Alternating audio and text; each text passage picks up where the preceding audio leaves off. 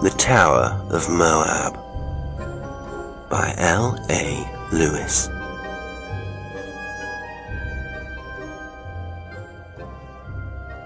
My introduction to the Tower of Moab came about in course of a period of travelling salesmanship. It is not, I take it, strange that I had never previously heard of the place, since the local residents are hardly aware of its existence, save as a familiar landmark, and, incidentally, a fair stage for buses. I dare say it is not sufficiently historical to be widely known, while yet past its prime as the 9 days' wonder it must once have been. All the same, in these times of cheap public transport, thousands of people from all parts must constantly be seeing it, and, to my mind, it would be odd if they failed to mention it in their hometowns as something of a natural curiosity. I may, of course, be prejudiced by its special significance to myself, in that I want to make it very plain that when I first set eyes on it, I saw it only as a rather unexpected ruin, remarkably unblemished by time. I use the word unexpected because the place is situated quite near the centre of one of our minor industrial towns, close to the crossing of 2 main roads where every yard of land must be worth a good deal for shops, flats, and so forth. Indeed, the base of the tower is entirely surrounded by such buildings, which may account in part for the scant heed paid to it, since, like the cathedrals of Canterbury, Peterborough, and many other cities, it is quite visible from the adjoining thoroughfares, and its ragged summit, viewed from a greater distance across the sea of roofs, tends to lose interest with absence of detail. I was travelling in the neighbourhood, as I have already stated, one of the numerous things I had tried since the war, with fairly consistent non-success. My parents had been killed in an air raid, and the paternal capital, once of comforting dimensions, was brightening the life of Russia, hence a series of diverse and badly paid jobs, the one of the moment happening to be salesmanship. Like the rest, it appeared almost to have run its course, and with about one order to my credit for a 3 weeks tour, I was anticipating the firm's valediction at any moment. There was one more call to be made to complete my list for the district, and through it, the Tower of Moab was first mentioned to me. I was directed to take a bus and dismount there for the shop I wanted. Feeling curious about the odd title of the place, I asked the conductor what it was, and was informed that some obscure religious sect had started to build it, less than a century ago, with the idea of continuing its elevation until, like Babel, it should reach heaven. By all accounts, funds had become exhausted, and the monument was discontinued after straining to a height of some 200 feet. The cult had also died out, ostensibly for the same reason, but owing to the phenomenal strength and massiveness of their handiwork, the cost of clearing the site for new buildings would not be justified. More than this, my informant could not tell me, and having alighted there, I caught my first glimpse of the tower through a narrow alley between 2 blocks of houses, just the top part with its uneven skyline, dentured as the workmen had left it, and with not even the dignity of age to tone down its crude yellow tint. I had little difficulty in finding the required address, and encountered the usual reception. The proprietor was too busy to see me. Now, in my probationary week at the showrooms, I had been schooled in various methods of dealing with this form of passive resistance, and by the exercise of blandishments, 1 to 5 on the syllabus, I finally succeeded in entering the presence, who, clearly annoyed by the failure of his assistant to get rid of me, wasted some 10 minutes of his valuable time in telling me that he was perfectly satisfied with existing supplies and was damned if he would open any fresh accounts, all with the most deliberate offensiveness. And this after I had toiled from place to place in grilling heat, lugging a heavy case of samples. Undoubtedly someone had upset the man earlier in the day, and I only mention him to illustrate how the reaction of one temperament to another may in turn affect a third, and how he was thus the unwitting link joining my former purely material life to that menacing shadow realm in which I now walk. Thoroughly disgusted with his disheartening treatment, sick of genuine endeavour, and weary to the depths of my soul at the everlasting uncharitableness of mankind, I responded to an inherited trait which never obtruded itself on me in moments of success. I walked straight from that shop into the nearest public house, threw my bag on a settee in the saloon bar, and began to drink. The room into which I had rather unnoticingly wandered was admirably suited to the mood that possessed me. In the first place, it was empty, and in the second, its one tall window faced the counter, whilst in the corner between it and the fireplace was one of those rail-backed, leather-covered settees, long enough to accommodate about 3 people. By occupying one end of this, and using the other as a leg rest, I could enjoy the combined privileges of having light at my back, standing my glass on the windowsill, commanding a good view of the barmaid for purposes of effortless replenishment, and deterring any chance newcomer from sitting sufficiently near me to start a conversation. Though by no means a misanthrope, I was never one of those gregarious souls who expand in direct ratio with the number of their immediate neighbours. That day in particular, discouraged by years of drudgery, and furiously angry with the object of my last visit, I wanted above all things to be left alone, and it was with relief that I saw the barmaid surreptitiously produce some paper-backed thriller from under the counter as soon as she had served me my drink. I had chosen to sit with my face in the shadow, because I realized that I was, in all likelihood, scowling like a stage villain, and it would have upset me inordinately had I thought the girl would observe it and imagine I was being theatrical. Neither did I wish her to see some unconscious mannerism displayed, leading to the suspicion that I was a common toper. I was sensitive on the point, for normally I had the craving well in hand until some rebuff wrought out a spirit of savage recklessness from below the surface. That Saturday morning in July, I sat in the grimy little bar, gradually stimulating myself to the pitch when I could put away the petty irritations of my job, my lack of capital, and general burden of ill luck, and rise into the nirvana of concentrated, objective thought. 8 or 9 double scotches served to bring this about, save for a dull resentment that fate should compel me to take my pleasures in so squalid a place, instead of in the dignity and comfort of some stately country home. I glanced furtively at my reflection in the overmantel mirror, to make sure that my features were suitably composed, and showed no trace of what I had consumed before strolling to the counter to study a timetable.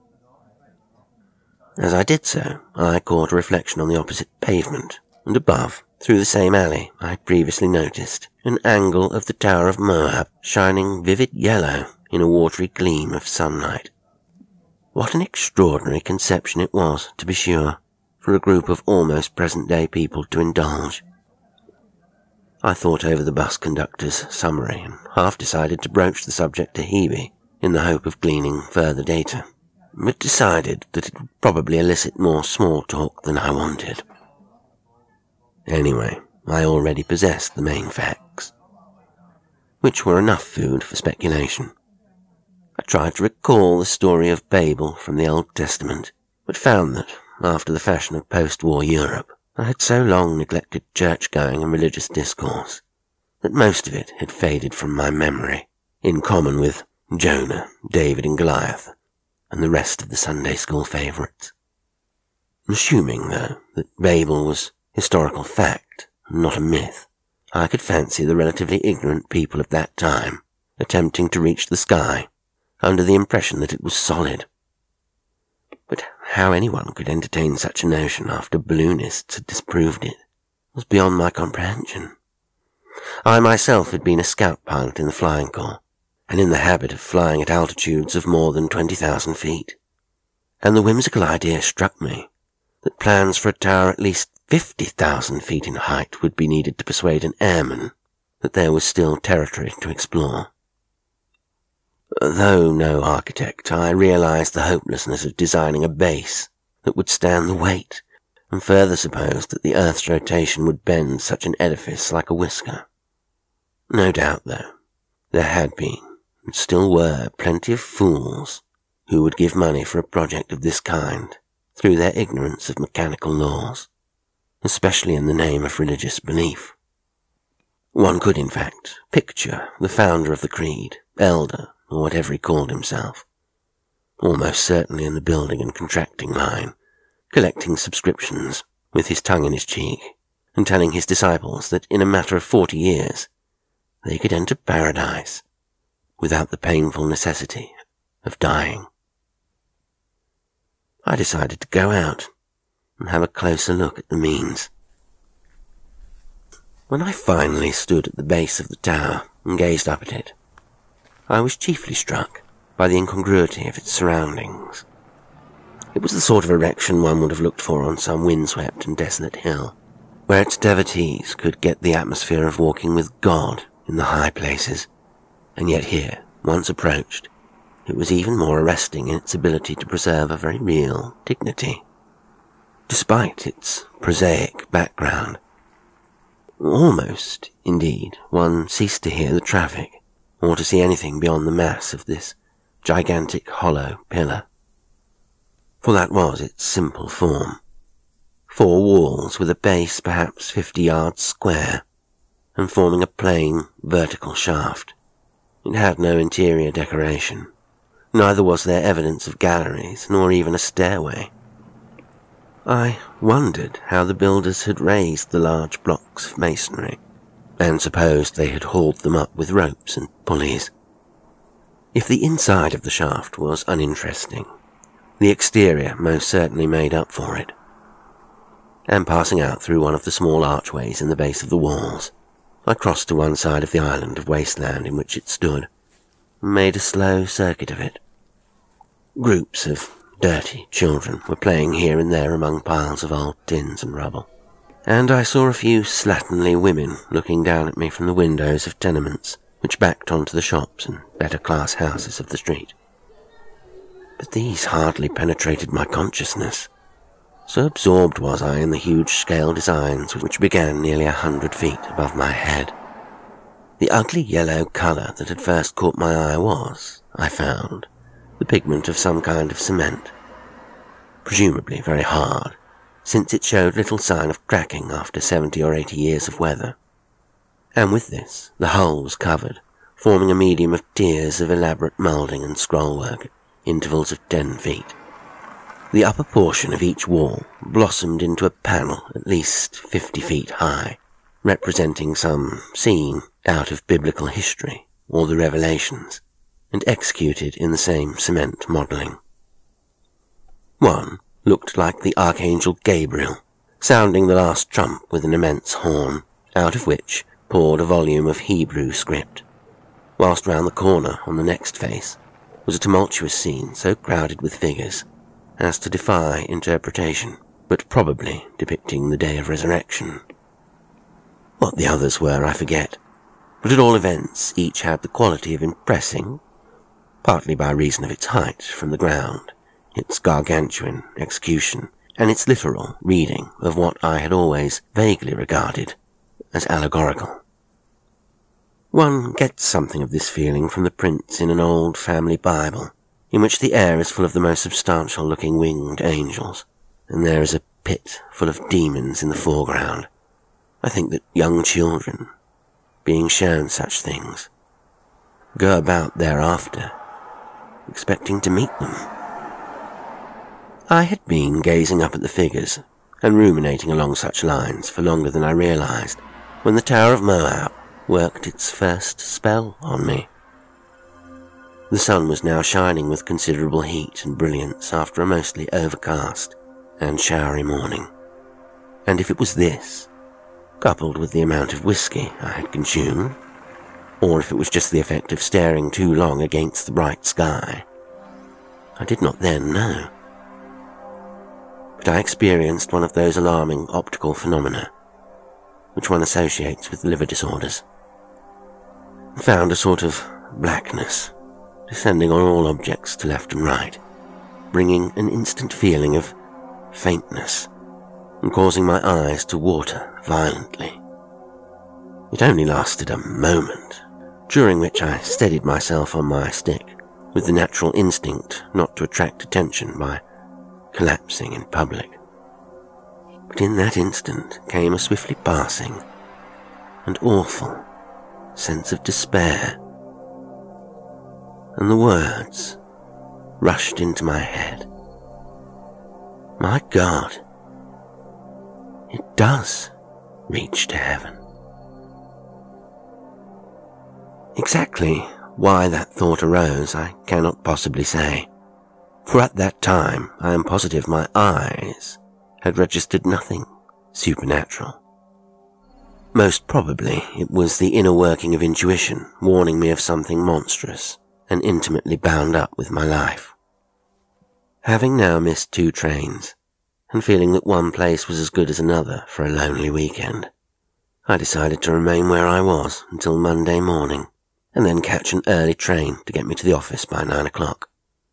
This move would save me the trouble of posting the firm that night, as I should be able to forestall the mail and make my report personally. I may as well also admit to a desire to complete what I had begun in the public house, without the staling effect of an interruption, for it has always been my way, after starting an orgy, to finish the job properly. The craving, in fact, which is non-existent for the first 3 or 4 drinks, appears strongly after half a dozen.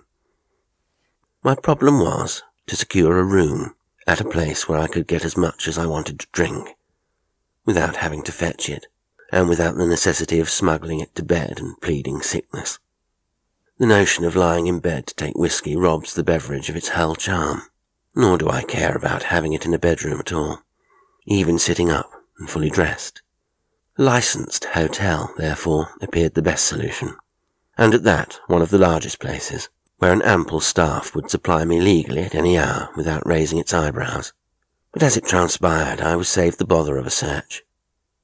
For, on returning before the closing hour, the landlord said he could give me a top room for as long as I liked, with access to his second-floor private sitting room, which he told me he never used.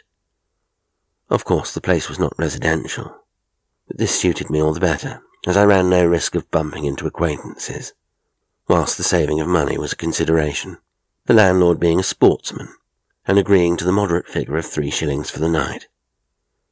Being, moreover, a publican, he would not care what I drank, provided that I did not become a nuisance. Having heard a few tap-room customers depart, and seen all the street doors locked, I followed him up to the sitting-room, which proved to be quite a comfortable place, well carpeted, and with some good armchairs, where I proceeded to establish myself in the right way by ordering a bottle of whiskey and 2 glasses. My normal manner of reserve being now dissipated by my previous potations, I was able to keep him thoroughly amused for quite an hour, and I feel sure he took it in the right spirit when, at the end of that period, I tactfully explained that I did a lot of writing in my spare time, and would like to be left pretty much alone for the rest of that day and Sunday. This would allow me full rein for my greatest relaxation, slowly stimulating my thoughts to farther and farther flights till I felt like a colossus of wisdom dominating the globe, but with no fear of those irritating interruptions occasioned, for instance, by well-meaning people saying it is cold for the time of year, just when I am nearing a conclusion on the possibilities of Mormonism as a workable social basis. As my new friend went out, I asked him with studied casualness to send me up another bottle, adding that I was accustomed to it, and that it clarified my mind wonderfully for my work. I think he was sincere in replying that he took his hat off to a gentleman who could put it away like me, and reflected that the barmaid must have mentioned my morning session, since I had only had half a bottle in his company. This, I admit, tickled my vanity, for I consider fighting the stupefying effect of alcohol to be about the finest test of willpower. Hitherto, I had had no ill results, my constitution throwing off a carouse reliably and well. Hence it annoyed me to find on crossing the room that, on this occasion, there was evidently something wrong with my liver. The Tower of Moab loomed in full view above the opposite house by reason of my 2-story climb, and as I glanced across and took in a general impression of its yellow mass against an indefinite blue background streaked with smoke, once more the pall of blackness crept in from the tail of my eyes, leaving nothing else in the picture.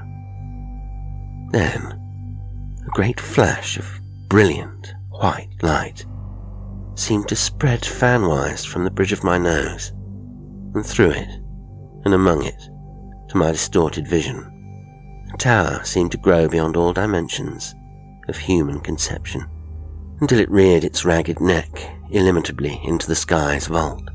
Next, numberless bright stars fell slowly, curtain-like, between me and it. And the moment after I was back in a chair, seeing the room as usual, and controlling, for the benefit of the girl who appeared with my next bottle, a desire to breathe gustily through the mouth. I fancied, however, that she looked at me queerly as she withdrew, as though awaiting something. And my next actions would, I think, have proved interesting to any observer. They fascinated one half of my own mind, which was just then studying my body's movements with an introspective but amazingly lucid detachment. I waited until the servants' footfalls had receded into the distance, and then walked quietly up to my bedroom, where I carefully washed my face and hands in cold water, before returning to the sitting room and uncorking the fresh bottle of whiskey. This done, I poured out a tumbler full of the neat spirit, placed it carefully on the table, and moved across to a hanging mirror in which I studied myself, and more particularly my eyes, for several minutes. The mirror reflected my face clearly, without blurring, and showed that the eyes were steady, and the pupils neither unduly dilated nor contracted. Next, I picked up a newspaper and methodically read a paragraph of small type while holding it at arm's length. Satisfied with the result of these tests, I recrossed to the window, where I must have remained staring upwards for at least 10 minutes, at the end of which I again seated myself, picked up my glass of whiskey, and settled down to face the greatest problem of my life. And it was a problem indeed, for whilst, after my strange optical illusion, all other objects within the room and outside had resumed their usual aspect, the Tower of Moab had not. It remained, as in that revealing moment it had grown, a colossal, fantastic thing, rising infinitely high into the blue upper air from its foundations, among the commonplace brick buildings and roofs of slate. And past it, to and fro, along the drab pavements, went the inevitable crowd of shoppers and idlers, seeing nothing new. And to and fro likewise, in the midway of the road, went trams, buses, taxis, and private cars, their occupants intent upon their immediate purposes, moving as ever importantly about their business, unaware of the great, unearthly column that now towered above them like the finger of God, uplifted in warning. I forget whether it was that evening or in the small hours of the Sunday morning that I reached my decision to stay on and learn more of this awful and stupendous thing of which I had been granted vision. Certainly it was on the Sunday afternoon that I took pen and paper and wrote to my employers, furnishing an account of my calls for the week, and pointing out that I had realized my incompetence for the task which they had set me, and was therewith tendering my resignation, in fairness to themselves, as a sop to my conscience, and to carry out the gesture which seemed essential to their recognition of my integrity. I enclosed a cheque to the value of 2 weeks' wages, with an apology for leaving them without due notice. This they returned, as I supposed, in that spirit of pique which is even more peculiar to the dignity of a limited liability company than to that of an individual. To my landlord, I explained that my departure would be indefinitely postponed owing to the praiseworthy privacy of his rooms, which permitted me to concentrate on my literary work better than I had been able to do elsewhere. I fancy he was flattered, and in any case he was not likely to wish me to go, since I had paid a week in advance, and was at pains to see that no disturbance took place even when, at intervals, alcohol got the better of me, as it was bound to do under such conditions of mental strain. As day succeeded day, I became more adapted to the extraordinary but publicly unknown fact of the tower's existence as a finished work. In the first week, I secured various textbooks published by the Theosophical Society and kindred bodies, and refreshed my memory upon a fund of subjects once half-studied in the wayward fashion of youthful curiosity. One paragraph in particular I unearthed from a tome entitled Nature Spirits and Thought Forms, and underlined.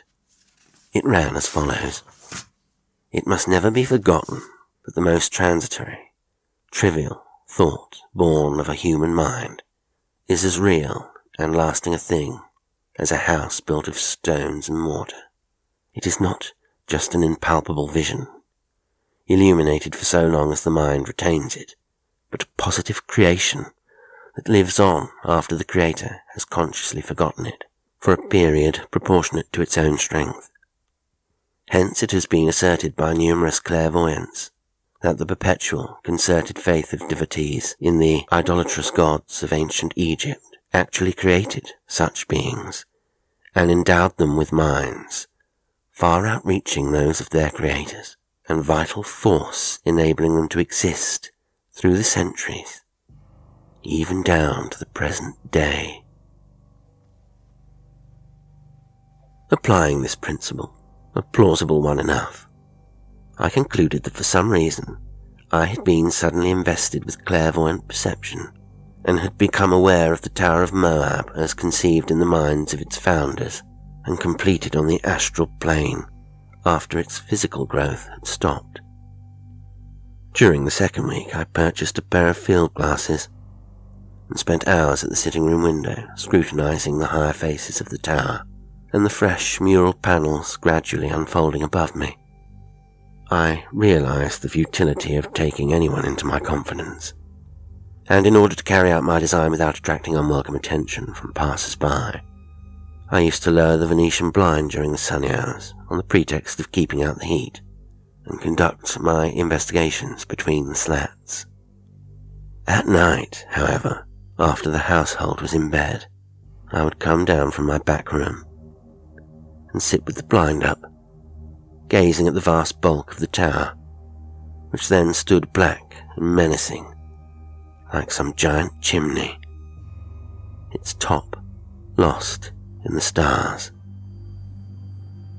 It was in the third week of my voluntary imprisonment in that house, for by then I rarely left it for exercise or other purposes, that I began to see, dimly at first, but with growing clarity, the host of astral organisms that haunted the tower, and seemed to emanate from it, as though its presence gave them link or contact with the world of matter. They took form identical with that of the cherubim and seraphim of the familiar old prince, and soon I could discern them by day as well as night, filmy but distinct, circling about the tower and writhing tenuously in the air currents, sometimes descending into the busy 20th century street to mingle with the workaday crowds, potent, vital, but all unseen as they moved in weird coexistence with the grosser clay. By daylight, I was aware of distant, effulgent beings, borne on bright pinions at an immense height near the crest of the tower, which was the sun. But in the hours of darkness these disappeared, and from out of the earth, where its base now formed a dense pit or pool of shadow engulfing the houses and the feeble lamps, came horrid, reptilian things of gargantuan proportions, which crawled sluggishly about the highways and leered with hydra heads into the windows of drinking places and upon groups of degenerates lounging enviously outside.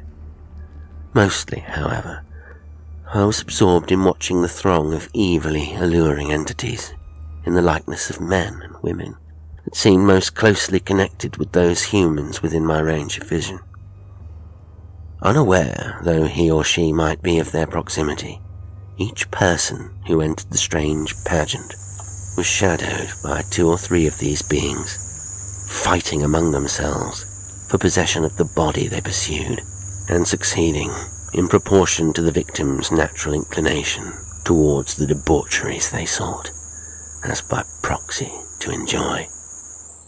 For my part, I would recline at my window, drinking whiskey with an immunity at which I myself marvelled, and speculating cynically on the moral lessons I witnessed. But my cynicism was short-lived, and swiftly on its heels came the birth of that fundamental horror which can never leave me again, the final unfoldment of my new gift. I was crouching one vivid afternoon at my usual post, watching through the chink of the blind a veritable flock of ghoulish wraiths, whirling about a young girl who stood on the curb, wearing on her face a look of desperation that spoke of private tragedy. All the bitterness of some shocking disillusionment was in that look, and I noticed several people staring at her as they passed. She seemed torn between 2 impulses, and would first take a step forward as if to go upon her way, then halt again in indecision.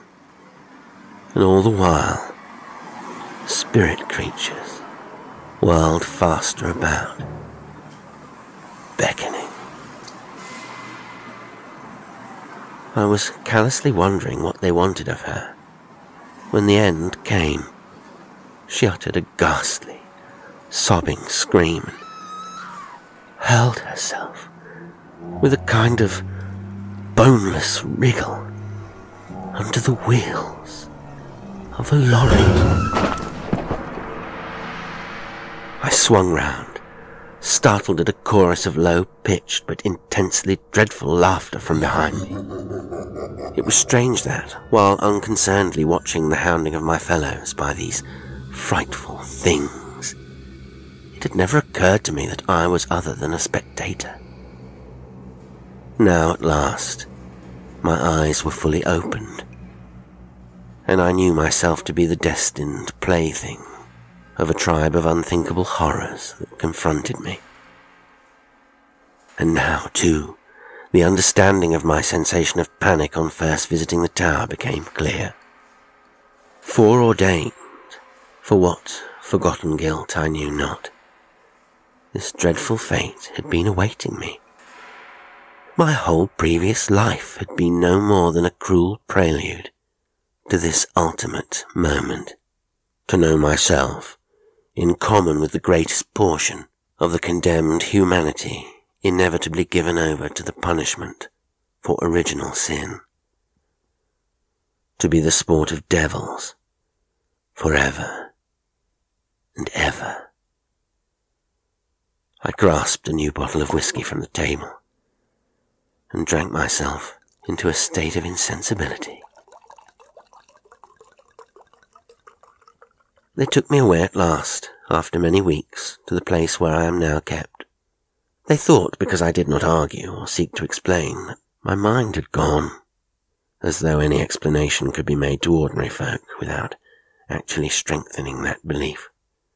They supposed that I could not understand because I paid no attention when they spoke in my hearing of a legacy which was to be handled by trustees to provide for me until I regained my sanity, and of an asylum for dipsomaniacs to which I must go.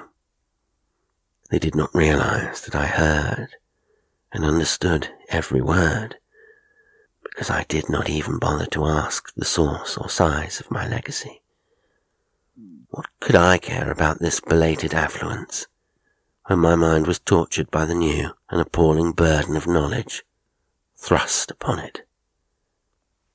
I made no resistance when they took my few belongings and escorted me down to a waiting car, on the roof of which crouched, an undraped huddle of gesticulating devils, and in the headlights of which a 20-foot coil of a sluggish reptile was undulating.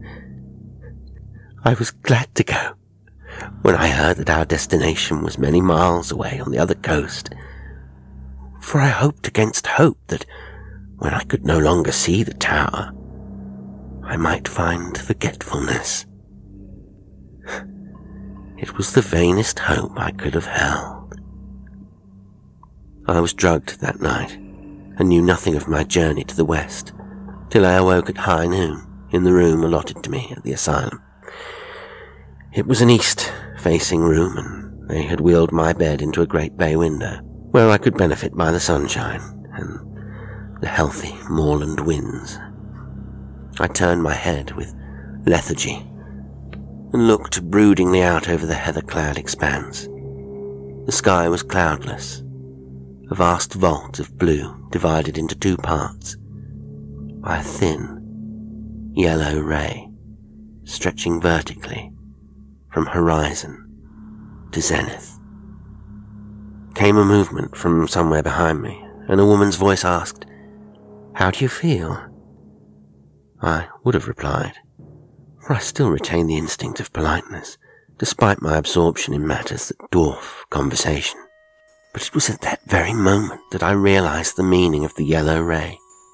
It was the Tower of Moab, so tall that no horizon can hide it, the fearful link forged in man's defiance of God's ordaining, that has not only made contact with the higher realms, but given lease to the beasts of the pit.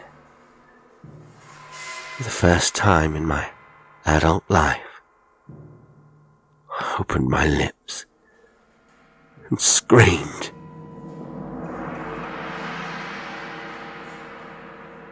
Today's story was The Tower of Moab by L.A. Lewis. It was read by Jasper Lestrange. If you enjoy the show and would like to support me, there are several ways you can do so. You can make a one-off donation through Ko-fi. You can join as a YouTube channel member or become a patron on Patreon and make a monthly contribution, gaining access to exclusive content. Liking, commenting, sharing and subscribing all help the channel grow. Thank you for listening, and until next time, sweet dreams.